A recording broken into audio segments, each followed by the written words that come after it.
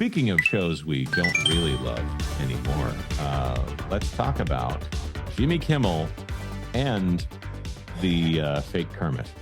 Yeah. We're only going to watch a little bit of this. Again, not trying to go political, but unfortunately, when we're covering the Muppets at this point, it intersects with politics just a little bit. Well, when we're covering anything with Jimmy Kimmel, it always does by design, by his design. So I got to hit a button here, and let's see Matt Vogel's Kermit on Jimmy Kimmel.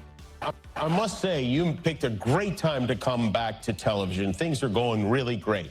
Oh, well, I don't know if I detect some sarcasm there, but, you know, we kind of think it is always a good time for singing and dancing and trying to, you know, bring a smile to people's faces. I agree with you on that. And your show had been off the... Okay, just why is this particular Kermit so bad at improv reactions? It's so bad. And I'm sure it's not even improv. Like, I'm sure it's, you know, like this is certainly a far cry from Jim Henson on Arsenio Hall, but I'm sure they worked all this stuff out beforehand. None of this is authentic. Oh, 100% of this is scripted. All of their reactions, they even joke during the full 6-minute segment that did you work that out with the band beforehand? Maybe, you know.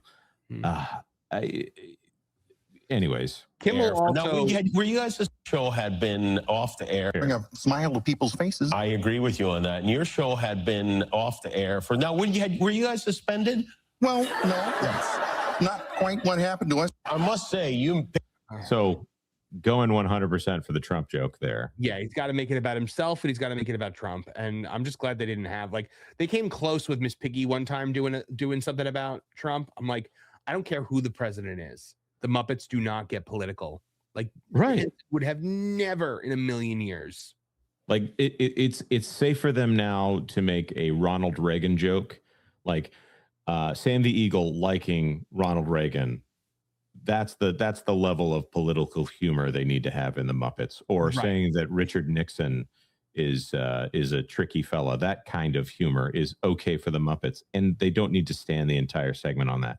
That's literally the closest thing to a joke they have in all of this. It's a painful segment to watch. I actually thought about uploading the 6-minute clip onto Twitter, but there's no redeemable content here. Like, Steve Whitmire was really good at doing the improv on the talk shows and stuff like that when he was Kermit. Like, even like the guy who plays Elmo now did it was one of the only funny segments of Jimmy Fallon for the entire year was when Elmo got like mad at him and banned him from Sesame Street. It was really funny. Some of these guys can do it. Matt Vogel, he's just a Disney company man. He's their chosen Kermit, and he is you know, illustrative of everything that is wrong with the modern Muppets. He's the Family Guy sketch where it's just like, hey, Swedish chef, I'm hungry. Oh, well, then I'll make you some spaghetti and meatballs because that's like my specialty in junk. Like, it's just the wrong sounding Muppet. Waka, who wants to hear a funny joke?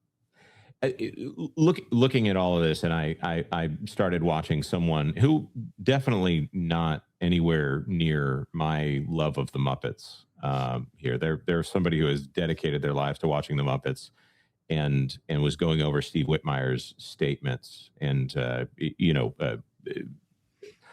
Marv, you saw me say, "Oh, by the way, here's that Steve Whitmire stuff that got scrubbed from the internet." Did that get scrubbed? Like, is that from a long time ago? Well, there was an archived version, and then he had an update with additional comments. Looking at it, Steve Whitmire has some very good points in the statements that he's made about what's wrong with the Muppets now and the importance of Kermit to tying it all together. But in that, this analysis from this YouTuber, which for now I'm not going to say the name of that YouTuber. He or she, I'll give you another indication of why I'm not going to quite pin down what YouTuber this is, pulls in a clip of Matt Vogel talking about the difference between him and Steve Whitmire is much like the difference between Steve Whitmire and Jim Henson. Yeah, no. People. I know there are some diehards that are like, Steve Whitmire is not Jim Henson. Okay, he's not. Right, he's definitely not. His Kermit also has you different. You had to change Kermit then because Jim Henson died. Right. Right. So Matt Vogel tries really hard to play this politically diplomatic game of saying, I understand why why I don't sound like Kermit to them, but that's really not the problem here. And you can hear Vogel's voice and why this is the best approximation of Kermit he's probably ever going to get. There's too much bass in his voice. There's too much stiffness in there. I have yet to see. It feels like like the voice comes from the back of his throat instead of like the top of his throat, if that makes sense. Right. What is Kermit supposed to sound like, Marv? Hi ho, Kermit the Frog here.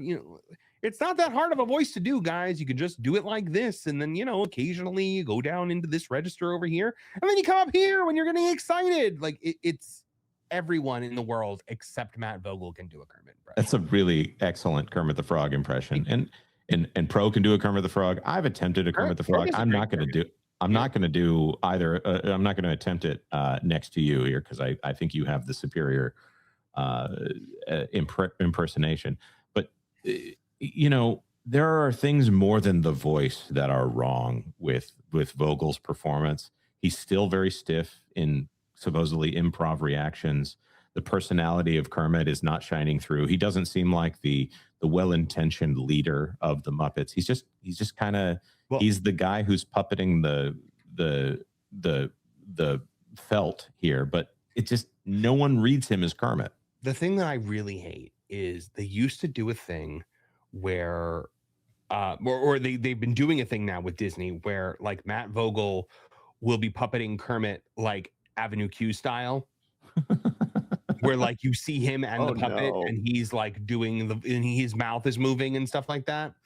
And like I hate that because first of all, I hate that the Avenue Q style works in Avenue Q. I don't like it anywhere else. But it was like Kermit and Piggy and they were doing it like that. And I'm like, no, that's Jim Henson. Like you only saw the puppeteers doing it once in in Henson stuff. That was when they were doing like a behind the scenes thing. I don't think Steve Whitmire would have ever done it in a million years. And when Jim Henson used to be on Arsenio Hall, obviously he would be puppeteering Kermit, but they would do a close-up on Kermit when Kermit spoke so that you didn't see Jim Henson talking.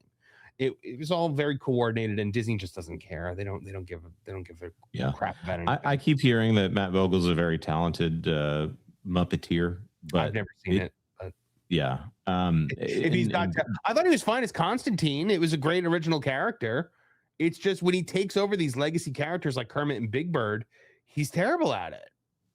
Well, the other thing about Constantine as a character just irritated me because it's a not funny version of Kermit. It was, unfortunately, they led with the perfect example of how he's not Kermit. I don't think that they've set this guy up for success by putting him in this role. It's a Kathleen Kennedy situation in which everyone outside of Hollywood acknowledges that this is not an ideal situation, and it's going to take them admitting that they screwed up in order to fix it. I've never heard a single person other than Brian Henson say, yeah, Matt Vogel's a great Kermit. Brian Henson says it because Steve Whitmire was the son that his father wanted all along. Oh my. Sorry, not sorry, Brian Henson. You're a failure. Ouch. He made the Happy Time Murders. He does not get any kind of grace from me. He did a great job on Muppet Christmas Carol and Muppet Treasure everybody Island. else did a great job on Muppet Christmas Carol. He put his name on it. Dude. So. I'm not going to disagree with you because I don't have you're the greater Muppet expert than me, so I'm not even going to attempt to back away. Or I just really don't like what he said about Steve Whitmire after Steve Whitmire after Steve Whitmire got fired. He did like a whole thing about like how he was never a good Kermit and he thought he was Kermit, and I'm just like, dude, like be more bitter. Yeah, that your father chose him. Like, because that was the thing. People forget Jim Henson chose Steve Whitmire because he was going to be working with Disney Imagineering more, and he was going to have to step away. And so he was like, "You are going to be Kermit," and he was training him to be Kermit. And then, so it's Jim. It's just like they chased away Frank Oz because Frank Oz would push back as well. They weren't going to go so far as to fire Frank Oz because they still need him to be Yoda. So yeah, they everyone that Jim Henson surrounded himself with, except for Dave Goelz, they pushed out, And thank God Dave Goelz is still there, and that's why Gonzo is so prominently featured now, because Gonzo is the only Muppet that still sounds exactly the same as you remember him. And he is so funny in the moment. He is. You know, I think it was this great mix of like the puppeteering is important and they're great at the original, and then the second generation are great puppeteers, but they also are great improv comedians. Yeah. They're so good in the moment. And Dave Goelz, again, I keep going back to prop culture. The season finale was about the Muppet movie, and Dave Goelz is fantastic as Gonzo. So, you know what? A funny bit of Disney trivia about Dave Goelz. Do you know what other major Disney character Dave Goelz voices? I'm at a loss here. He's Figment. Are you kidding me? I'm not kidding. He was the replacement for Billy Barty. Yep. Oh man, and Billy Barty, like once in a generation talent. Yeah. Oh, that's so cool, man. All of this stuff used to be like so admirable and so neat and so creative and so magical. And I know there's like a layer of cynicism on it where, you know, Twitter and Facebook and X allows us to hear everyone's opinions at the same time. But they used to be, it was as if they were trying to earn the audience's respect and instead of trying to tell the audience what they have to think. Like, okay, Matt Vogel, not quite sounding like Kermit. That's one thing. But the company trying to tell us that we're wrong, that's a totally different and very so what Steve Whitmire says in his statements, in his archive statement, was that from what he has heard, the people within the Muppet sphere within Disney disregard all of the backlash against Matt Vogel as Kermit. It's just the haters. They're all just haters. Like, no, dude, like nobody likes this. Right. If they got something really popular that happened to have Matt Vogel's voice in it, I think they're going to understand that it's not a small sampling. It's literally every time they do anything that raises the profile of the Muppets. And this is a byproduct of the Muppets not being that popular since 2011, the last time Steve Whitmire did the voice of Kermit. In a big production that everyone's aware of. I'm sure you can correct me on something. 2011 was 2011 the Muppets, or was that? Yeah, I think that was 2011. He was in the Muppets Most Wanted. Oh wait, that's right. I'm sorry, because the Matt Vogel situation gets in the way there. Yeah. There has been nothing that has really put the Muppets in the spotlight in a way that really makes everyone aware. Like, no, this is what Kermit sounds like now. Because the Muppet Babies one, that's Matt Danner. And actually, Matt Danner does a better Kermit than Matt Vogel. Yeah. I wish that Steve Whitmire would do more conventions, because I would love to meet him and shake his hand. Thanks for watching That Park Plays News. For more information, consider checking out www.thatparkplace.com. And don't forget to subscribe, share, like, and send this out on your favorite social media accounts.